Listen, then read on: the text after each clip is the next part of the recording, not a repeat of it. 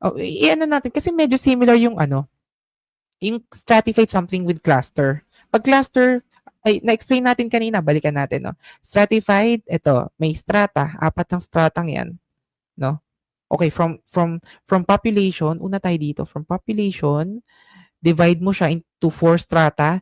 For each strata, kuha ka ng isa, no. Yan, 1, 3, 2, 1. That's the sample.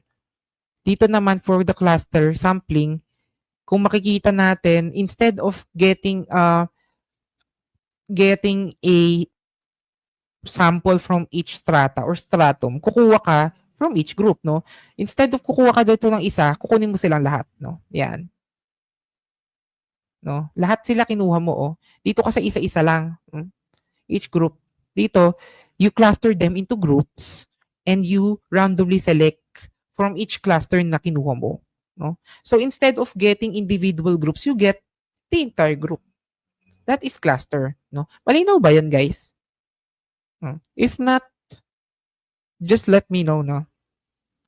So stratified, each group, individual, sa cluster, kukunin mo yung grupo. No? This is perfect for large geographically dispersed population. Mas practical kasi kung kukunin mo yung buong group kaysa isa-isain mo sila.